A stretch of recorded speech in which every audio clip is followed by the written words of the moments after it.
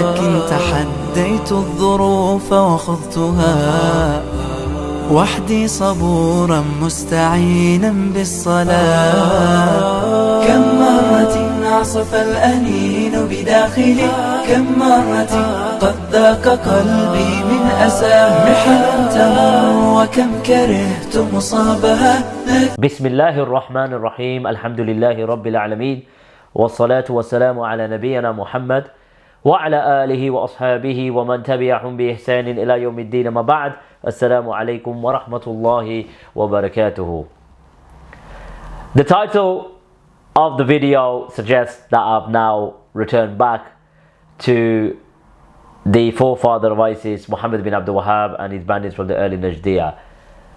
I can't remember the last time I recorded a video regarding this particular topic, but it's important once again to highlight that this individual, may Allah forgive him for his disastrous mistakes, is not the gatekeeper of Athariya or following, the Aqidah or the Manhaj of those who subscribe to the Athari creed. And as you have probably watched, as you can see the cards, I've done a playlist affirming my Aqidah in terms of my Athariya from Ahlul Ithbat. So to add the disclaimer, me highlighting the crimes, and it's not disrespectful at all, because at the end of the day, this man and his da'wah is ultimately responsible for this modern phenomenon of extremism, radicalism,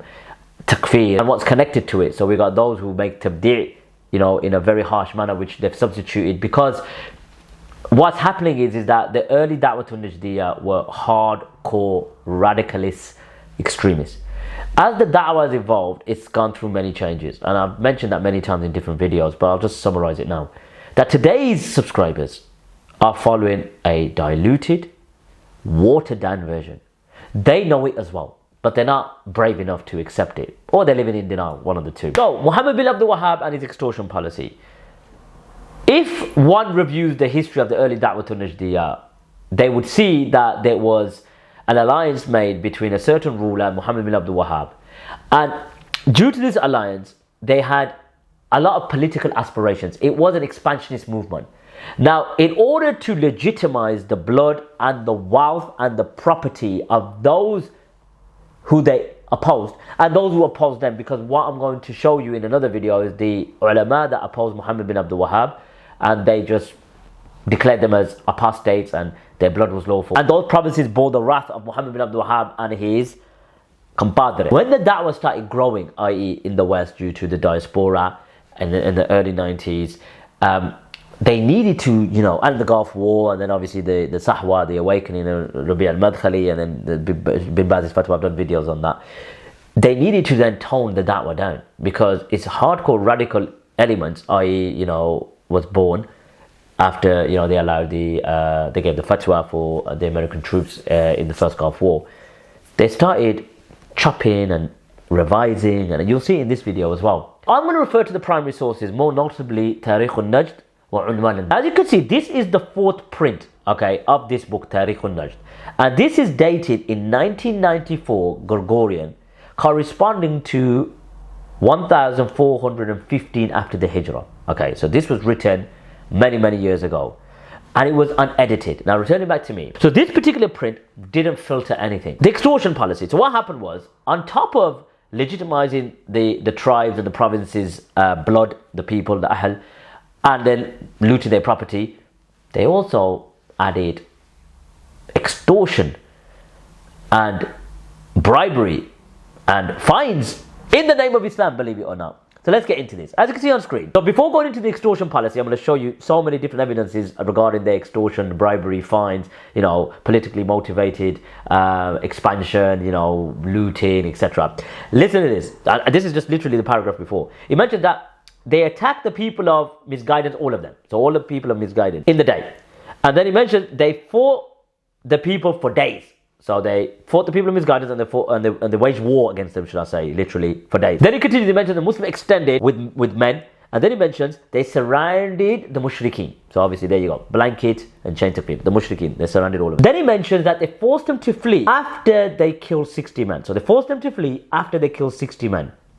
And the Muslims that were killed were about 10. Okay, about 10. Okay, so you see, mushrikeen and etc, etc. Now listen to this. This is the main point. So now where you can see the arrows of, I was just showing you the paragraph before, literally how they were behaving. So takfiri tendencies part 3, part 4's come in. Just shows you that they were monstrous takfiri bandits who ISIS, are their sort of spawns, like the Ikhwan, the 1920s, 30s revivalist movement, who were the military wing of Abdul Aziz, who actually supported him, and then he betrayed them. Long story, I'll do that in another video.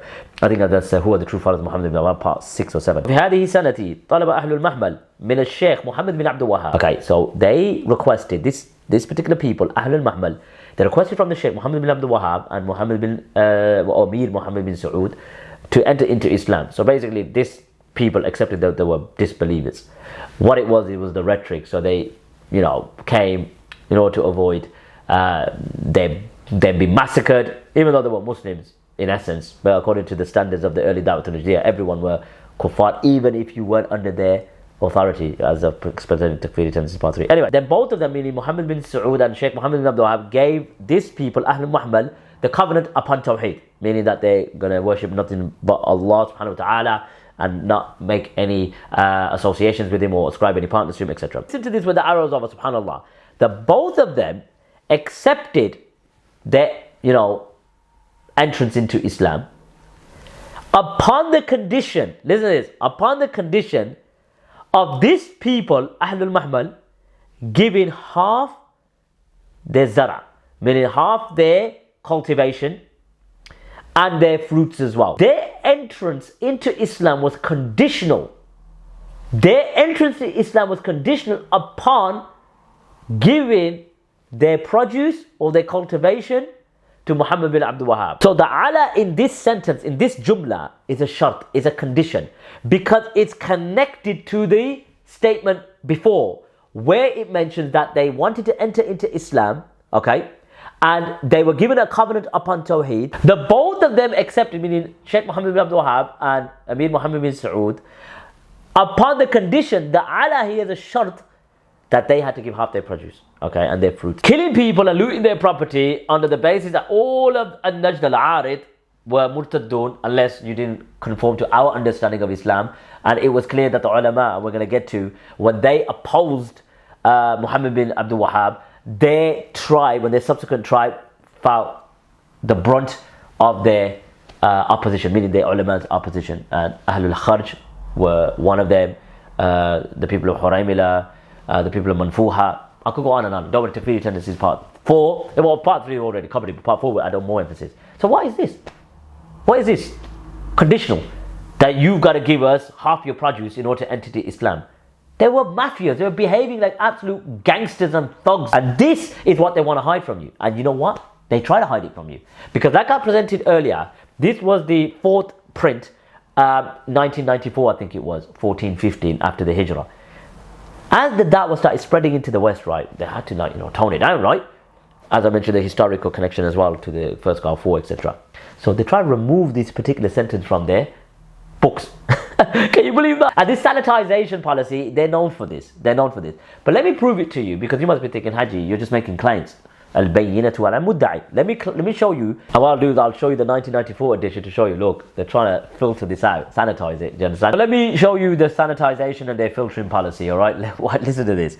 It mentions that the people of Ahlul Mahmal, okay, requested from Sheikh. Now notice Muhammad bin Abdul Wahab's name is missing. It's not a big deal, but I'm showing you, look how they certainly do it. But the main issue is later. And Muhammad bin Saud, now Al-Amir is missing, okay, to enter into Islam. And they gave them that wish, they accepted that basically. And they requested from them, okay, half their produce, okay, and some fruit and some fruits as well. And they accepted that, and they accepted it basically. So as you can see the passage next to it now, you notice that they've completely missed out where it says that they both accepted upon giving half their cultivation, half their produce. Okay, they missed that part completely out, because they know that that was conditional upon entering Islam. You see? And they completely missed it out. They just took it out. And the whole sentence, the construction of the sentence is totally different. So this policy wasn't just a one-off, I assure you. It wasn't just an obscure, occasion where they just wanted half their produce, to enter into Islam. No. Let me show you how they were behaving. And that's why I say they're the forefather of radicalism and extremism of our modern times, the forefather of ISIS, and prior to that, their grandchildren, you can say, of Muhammad ibn Abdul Wahab, the Ikhwan movement. Mentioned that basically certain people that they were fighting started fearing the Muslims, okay, because they were fighting, so they started fearing the Muslims. So what happened was that certain tribes went to Rabi' bin Zayd and they requested to enter into Islam, okay. So he gave them a covenant, and they accepted it from him. So they sent a delegation, right, listen to this, they sent a delegation from these particular tribes to Muhammad bin Abdul Wahab and Amir Abdul Aziz. Abdul Aziz was the son-in-law and the son of Muhammad bin Saud, and they informed them both of what happened. So Sheikh Muhammad bin Abdul Wahab praised Allah subhanahu wa ta'ala and honored the delegation. And he sent with them Abdullah bin Fadil to teach them the Tawheed and the Ahkam. He went with these tribes to teach them the Ahkam and the Tawheed. Now listen to this. They stayed upon Islam for 6 months. So they went with Abdullah bin Fadil, he was teaching the Ahkam and the Tawheed, and they stayed upon Islam for 6 months. ثُمَّ ارْتَدُّوا عَنِ الدِّينِ. Then they apostated from the religion. So these tribes apostated. So long story short, Abdul Aziz sent an army to fight Al-Rujban and the other group of people and declared them as Murtaddin, as you can see, Al-Murtaddin. And then when they proceeded towards them, they poured on them punishment, okay? And there was a lot of killing. Look at this, they just went and slaughtered them. And then they were subjugated and humiliated. And then whoever was remaining requested to enter into Islam. Look at this now. So it goes back to the Ahlul Mahmal. They requested to enter into Islam. They didn't really kill them, but they requested to enter Islam, and then Sheikh Muhammad bin Abdul Wahab and Sheikh Amir Muhammad bin Saud said, look, alright, that's fine. Conditional that you give us half your produce. Okay, to enter into Islam, you're going to give us half your produce. So what happened then? So they wanted to enter into Islam. So Suleiman accepted from them under condition that you proceed towards Abdul Aziz, okay, the son-in-law of Muhammad bin Abdul Wahab. So they proceeded toward them in Ad-Dar'iyah. And they were given a covenant upon Islam. Look, they're murtadun, so they're coming back to Islam. But there was a condition now. So it's not as simple as just, according to them, they were murtadin, obviously, how, Allahu A'lam. But they want to enter into Islam. So Abdul Aziz gave them a covenant, and they go, okay, no problem. You want to enter into Islam, but there's a condition. And what's the condition? That you got to pay us 3,000 riyal. So not only that they're taking half your produce and your fruits, they are continuing on and saying, you know what, now that you're apostates and to enter into Islam, you got to give us 3,000 riyals. SubhanAllah, look at that. So this extortion policy wasn't just, a one-off. It was something that they were continuously doing. Then it mentions, but they need to give, okay, 1,000. They need to give it, quickly, okay, and they accepted, okay. They what?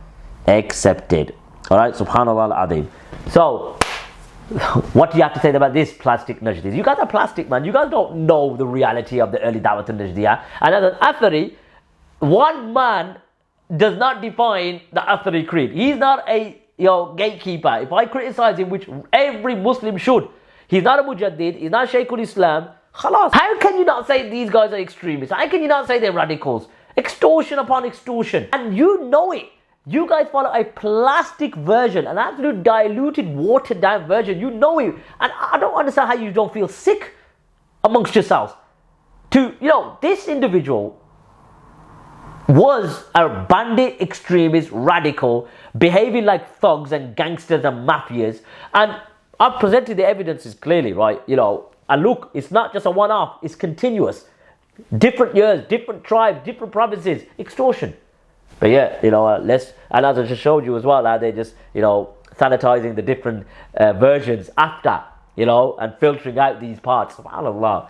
What can I say? So here you go. Tariq al-Najd, as I've shown you, killing, looting, extortion, you name it. And then you find these so-called salafis trying to act like this man's Shaykhul Islam and he's some sort of reviver, and they want to ignore all of these crimes and atrocities because at the end of the day they follow a plastic, diluted Methodology. Now, in a nutshell, it mentions that basically there were some various tribes that news was circulating and they started fearing and started getting disturbed, meaning, according to them, the people of Dalala, regarding Saud ibn Abdul Aziz, meaning the bandits that were coming. So they sent to Saud requesting to enter into Islam. SubhanAllah. Look at the fear tactics. They were terrorizing the people. And then it mentions, meaning to enter into Islam and their obedience, because it's close, isn't it? They were the epitomizers of Islam. They epitomized Islam. The people of Huta accepted. The people of Hariq, they accepted, and others as well. Then it mentions that Saud judged upon them to give them a covenant of Islam. Okay? To give these groups of tribes or people the covenant of Islam. But there was a clause. And what was that? And there was various conditions that were placed upon them, which was fines, which were punishment. Okay? And they basically paid it. So they were issuing out fines as well. Al-Gharama. They were issuing out fines, meaning as an uquba, as a punishment for them. There you go. Numerous evidences from primary sources was shown on screen confirming the extortion policy of the early Da'wat al-Najdiyah. SubhanAllah, what do you have to say now, right? So you're still going to hold this man in high esteem? No.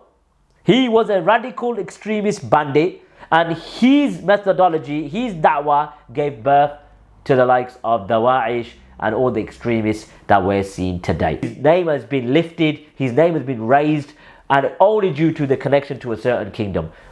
He was the forefather of ISIS. Like it or lump it. The evidences are clear, and I've got more videos to record. I'll be responding to Jalal Abu Rab. That I've got a video to respond to show you how he was sanitizing and filtering stuff out, like we have seen from the later editions of Tariq al-Najd. So take care of yourselves. Wa sallallahu ala nabiyyina Muhammad. ليس الغريب غريب الشام واليمن إن الغريب غريب اللحد والكفن إن الغريب له حق لغربته على المقيمين في الأوطان والسكن سفر بعيد وزاد لن يبلغني وقوتي ضعفت والموت يطلبني ما أحلم الله عني حيث أمهلني وقد تماديت في ذنبي ويسترني تمر ساعة